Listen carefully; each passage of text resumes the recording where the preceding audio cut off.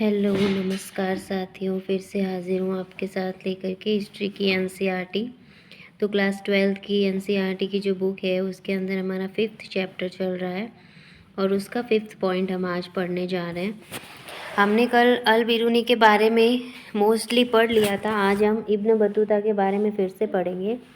Ibn Battuta तथा अनजाने को जानने की उत्कंठा। जब 14वीं शताब्दी में इब्न बतूता दिल्ली आया, उस समय तक पूरा उपमहाद्वीप एक ऐसे वैश्विक संचार तंत्र का हिस्सा बन चुका था जो पूर्व में चीन से लेकर पश्चिम में उत्तरी पश्चिमी अफ्रीका तथा यूरोप तक फैला हुआ था।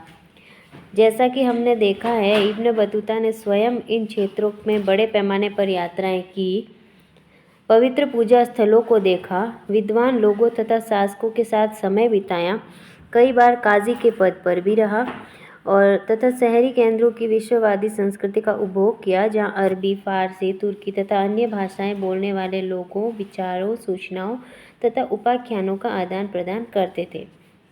इनमें अपनी धर्मनिष्ठता के लिए प्रसिद्ध लोगों की ऐसे राजाओं जो निर्दय और दयावान दोनों हो सकते थे की तथा सामान्य पुरुषों और महिलाओं तथा उनके जीवन की कहानियां सम्मिलित थीं। जो कुछ भी अपरिचित था उसे विशेष रूप से रेखांकित किया जाता था।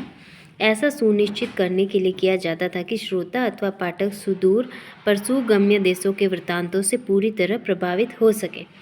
यानी इब्न बतूता जो था उसने भारत में बहुत सारा समय बिताया, कई सारे शासकों के साथ और कई बार कई महत्वपूर्ण पदों पर, और बहुत सारी भाषाएं भी उसने सीखी और बहुत सारे लोगों से ऐसे उसका सामना हुआ जो निर्दयी, दयावान और कई तरीके से सामान्य पुरुषों, महिलाओं और उनके जीवन की कहानियों से सम्मिलित उसने बहुत सारी रचनाएं की।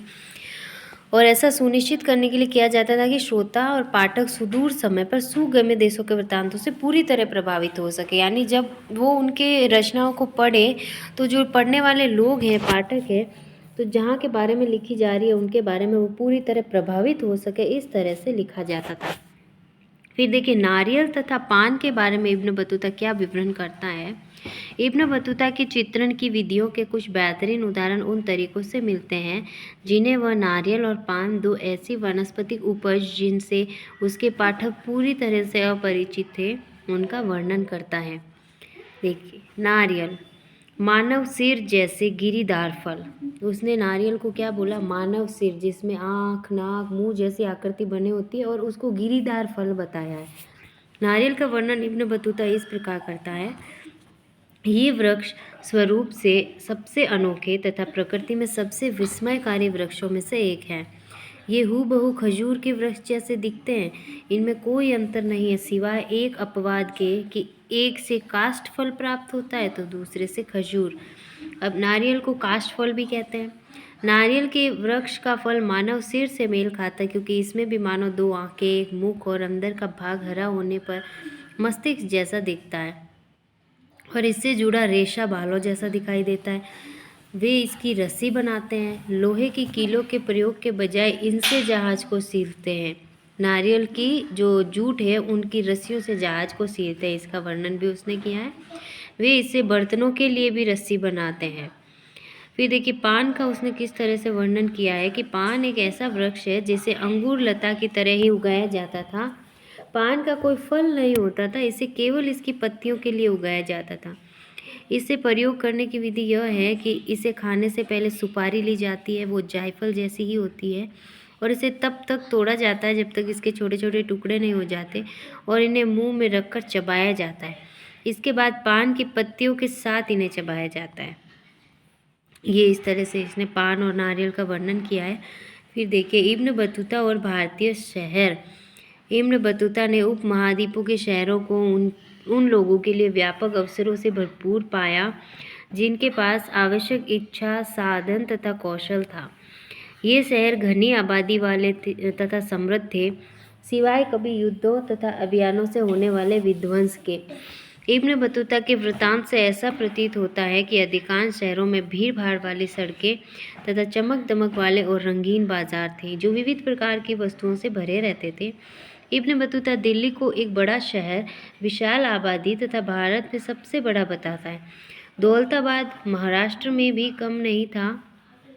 महाराष्ट्र भी कम नहीं था और आकार में दिल्ली को चुनौती देता था। यानी दौलताबाद जो महाराष्ट्र का एक प्रांत है वो भी किसी से कम नहीं था और दिल्ली को चुनौती देता था। उसने भीड़ भाड़ वाले शहरों, बाज़ारों और दिल्ली को सबसे जो बड़ा भारत में बताता है ये दौलताबाद।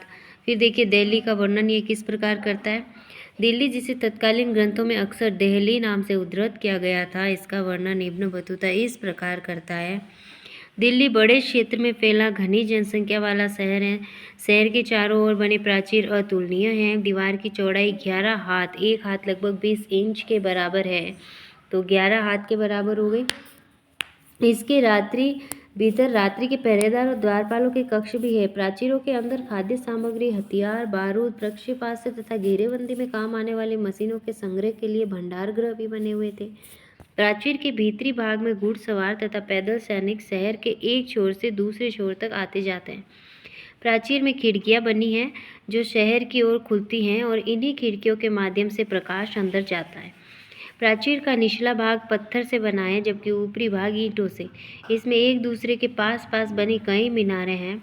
इस शहर के 28 द्वार हैं जिन्हें दरवाज़ा कहा जाता है और इनमें से बदायूं दरवाज़ा सबसे विशाल है। यानी ये जो दिल्ली की प्राचीर की बात करता है उसमें जो दरवाजे हैं उसमें बदायूं दरवाजे को इसने सबसे विशाल बताया है। और मांडवी दरवाजे के भीतर एक अनाज मंडी बताई है। गुल दरवाजे के बगल में एक फलों का बगीचा है और इस यानी कि दिल्ली शहर में एक बेहतरीन कब्रगाह है जिसमें बनी कब्रों के ऊपर गुंबज बनाई गई है। जिन कब्रों पर गुंबज नहीं है उनमें निश्चय रूप से मेहराब है।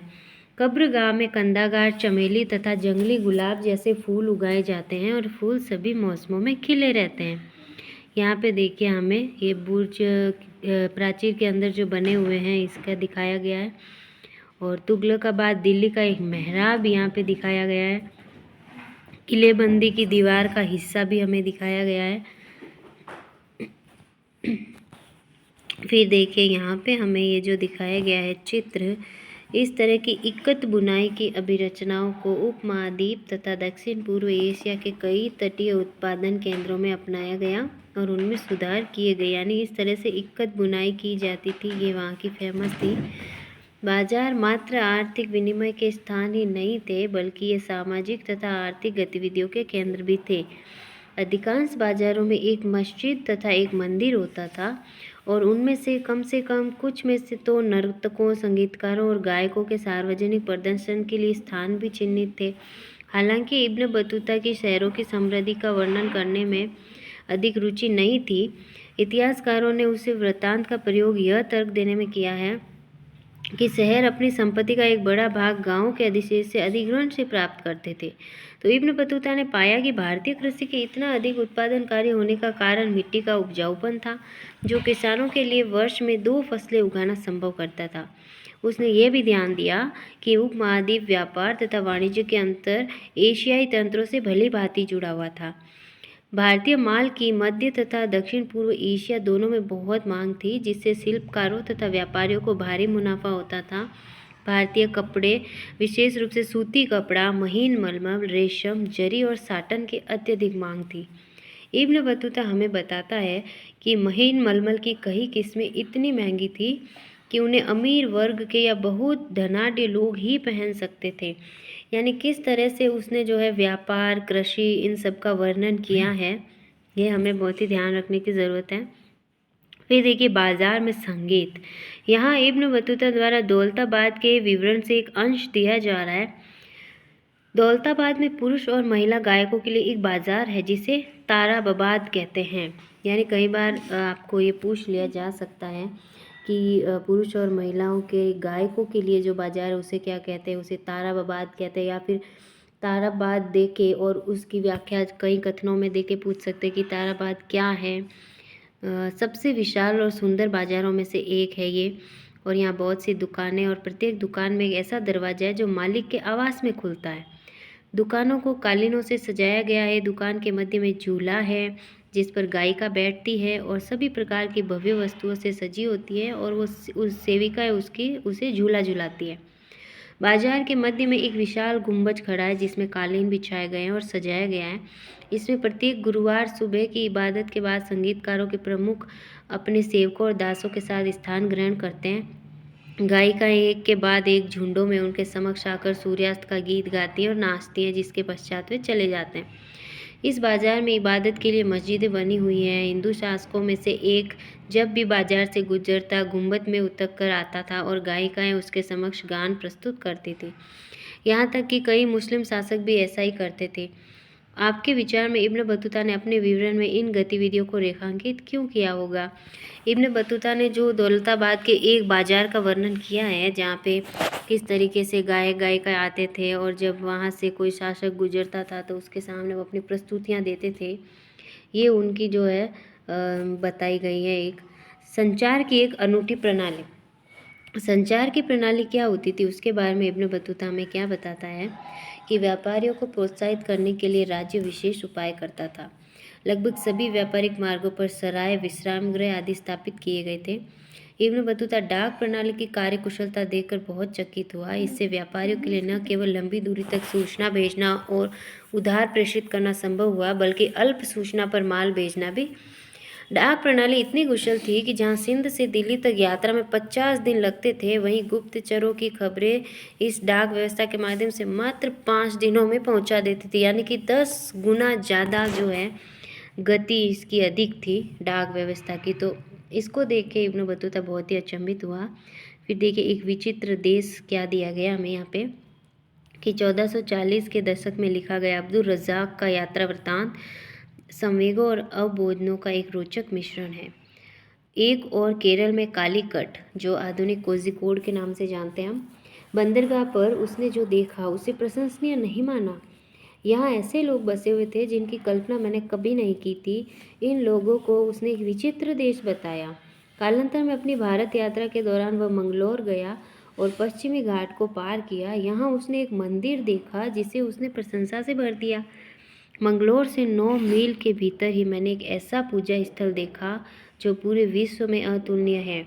यह वर्गाकार था जिसकी प्रत्येक भुजा लगभग 10 गज, ऊंचाई 5 गज थी, जो 4 मंडपों के साथ पूरी तरह से ढले हुए कांसे से ढका हुआ था। प्रवेश द्वार के द्वार मंडप में सोने की बनी एक मूर्ति थी जो मानव आकृति जैसी आदमकद थी। इसकी दोनों आंखों में काले रंग के मणिक इतनी चतुराई से लगाए गए थे कि मानो प्रतीत होता हो कि वो देख सकती हो। इस शिल्प और कारीगरी के क्या कहने।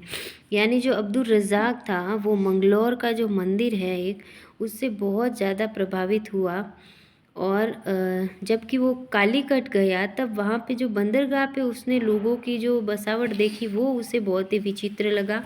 यानी कुछ चीज़ें ऐसी थी तो जो इन यात्रियों को प्रभावित भी करती थी और कुछ चीज़ें इन्हें विचित्र भी लगती थी। फिर नेक्स्ट देखिए बर्नियर। अब हम बर्नियर के बारे में थोड़ा कुछ पढ़ेंगे, लेकिन उससे पहले हम देखते हैं कि हमारा जो है इब्न बतूता और अल बिरूनी का काफ़ी कुछ हमारा कंप्लीट हो चुका है। अब बर्नियर के बारे में हम थोड़ा कुछ तो पढ़ चुके हैं लास्ट वीडियो में, थोड़ा कुछ और जो उसके बारे में विशेष दिया गया है, इसकी जो यात्राएं हैं या फिर इसका वर्णन है उसके बारे में, कि बर्नियर तथा अपविकसित पूर्व, जहाँ इब्न बतूता ने हर उस चीज़ का वर्णन करने का निश्चय किया जिससे उसे अपने अनूठेपन के कारण प्रभावित किया और उत्सुक किया, वहीं बर्नियर एक भिन्न बुद्धिजीवी परंपरा से था। उसने भारत में जो भी देखा वह उसकी सामान्य रूप से यूरोप और विशेष रूप से फ्रांस में व्याप्त स्थितियों से तुलना तथा भिन्नता को उजागर करने के प्रति अधिक चिंतित था, विशेष रूप से वे स्थितियाँ जिन्हें उसने अवसादकारी पाया। उसका विचार नीति निर्माताओं तथा बुद्धिजीवी वर्ग को प्रभावित करने का था, ताकि यह सुनिश्चित किया जा सके कि वे ऐसे निर्णय ले सकें जिन्हें वह सही मानता था। यानी जो भी बर्नियर ने वर्णन किया उसका जो मेन फोकस था, जो पाठक वो चाहता था, वो थे मेन बुद्धिजीवी और विचार नीति निर्माता लोग, जो कि उसके जो वर्णन है उसको पढ़ के प्रभावित हो सके और वे उसको तर्क में रख के निर्णय ले सके। यानी वो जो कुछ भी चीज़ देखता था उसे एक तुलना के नज़रिए से देखता था और हर भारतीय चीज़ की यूरोप के साथ वो पूरी तरह से तुलना करने में तुला हुआ था। फिर देखिए बर्नियर के ग्रंथ travellers in the Mughal empire. ये जो बर्नियर का ग्रंथ है ये काफ़ी इम्पोर्टेंट है। कई बार हमें ये रचना दे दी जाती है और क्वेश्चन में पूछते हैं travels in the Mughal empire किसकी रचना है, तो ये बर्नियर की रचना है। और इसने अपने गहन प्रेक्षण और आलोचनात्मक अंतर्दृष्टि और गहन चिंतन के लिए ये है इसका उल्लेखनीय, यानी इसने बहुत ही गहन तुलना करी है कुल मिला के। उसके वृत्तांत में की गई चर्चाओं में मुगलों के इतिहास को एक प्रकार के वैश्विक ढांचे में स्थापित करने का प्रयास किया गया है। वह निरंतर मुगल कालीन भारत की तुलना तत्कालिक यूरोप से करता रहता था और सामान्यतः यूरोप की श्रेष्ठता को रेखांकित करते हो, यानी वो हर चीज़ में यूरोप को श्रेष्ठ बताता कि भारत में तो ऐसा है और यूरोप में वैसा है। तो उसका भारत का जो चित्रण है वो द्विविपरीतता के नमूने पर आधारित है। ये जो लाइनें होती है ना ये बहुत ही इंपॉर्टेंट होती है। ये जो भारी भरकम शब्द हमें देखने को मिलते हैं ना एग्जाम में एज इट इज़ पूछे जाते हैं। बर्नियर ने किस तरह का वर्णन किया है, तो द्विविपरीतता का वर्णन किया है। जहाँ भारत को यूरोप के प्रतिलोम के रूप में दिखाया गया है या फिर यूरोप का विपरीत जैसा कुछ इतिहासकार परिभाषित करते हैं। उसने जो भिन्नताएं महसूस की उन्हें भी पदानुक्रम के अनुसार क्रमबद्ध किया जिससे भारत पश्चिमी दुनिया को निम्न कोटि का प्रतीत हो। यानी उसने कुल मिला के ये काम किया कि यूरोप की तुलना करी भारत के साथ और यूरोप के लोगों को ये जताया कि हमसे जो है वो पूर्वी लोग या जो भी है वो बहुत निम्न है और हम तो उच्च कोटि के हैं, और पश्चिमी दुनिया को उसने निम्न कोटि का बताया। फिर देखिए भूमि स्वामित्व का प्रश्न। अब और जो हमारे यहाँ पे व्यवस्थाएं थी उस पर बर्नियर क्या सोचता था, उससे पहले हम यहाँ पे देखते हैं व्यापक गरीबी नामक हमें जो ये उदाहरण दिया गया है। पेल्सर्ट नामक एक डच यात्री ने 17वीं शताब्दी के आरंभिक दशकों में उपमहाद्वीप की यात्रा की। बर्नियर की तरह ही वह भी लोगों में व्यापक गरीबी को देखकर अचंभित था। लोग इतनी अधिक तथा दुखद गरीबी में रहते हैं, इनके जीवन को मात्र नितांत अभाव के घर तथा कठोर कष्ट दुर्भाग्य के आवास के रूप में चित्रित अथवा ठीक प्रकार से वर्णित किया जा सकता है। राज्य को उत्तरदायी ठहराते हुए वो ये कहता है कि कृषकों को इतना अधिक निचोड़ा जाता है कि पेट भरने के लिए उनके पास सूखी रोटी भी मुश्किल से बचती है। यानी कुल मिला के ये जो पेल्सर्ट है इसने भारत की व्यापक गरीबी का जो कारण है, जो उत्तरदायी है, वो राज्य को या कहीं ना कहीं राजा को माना है कि वो कृषकों को इतना अधिक निचोड़ते हैं कि उनके पास कुछ नहीं बचता है। वो जो भी कमाते हैं सब कुछ उनसे राज्य पे कर के रूप में छीन लिया जाता है। फिर देखिए यहाँ पे हमने छोड़ा था भूमि स्वामित्व। भू स्वामित्व पे क्या सोचता था बर्नियर के अनुसार भारत और यूरोप के बीच मूल भिन्नताओं में से एक भारत में निजी भू स्वामित्व का अभाव था। उसका निजी स्वामित्व गुणों में दृढ़ विश्वास था और उसने भूमि पर राज्य के स्वामित्व को राज्य और उसके निवासियों दोनों के लिए हानिकारक माना। यानी वो ये कहता था कि भूमि पर राज्य का स्वामित्व नहीं होना चाहिए। यूरोप में जो था भूमि पर निजी स्वामित्व होता था, राज्य का कोई स्वामित्व नहीं होता था। तो ये उसे दोनों के लिए हानिकारक मानता था, राजा और कृषक दोनों के लिए। उसे ये लगा कि मुगल साम्राज्य में सम्राट सारी भूमि का स्वामी था जो इसे अमीरों के बीच बांटता था और इसके अर्थव्यवस्था और समाज के लिए अनर्थकारी परिणाम होते थे। और इस प्रकार का अवबोधन बर्नियर तक ही सीमित नहीं था बल्कि 16वीं और 17वीं शताब्दी के अधिकांश यात्रियों के वृत्तांतों में यही चीज़ हमें देखने को मिलती है।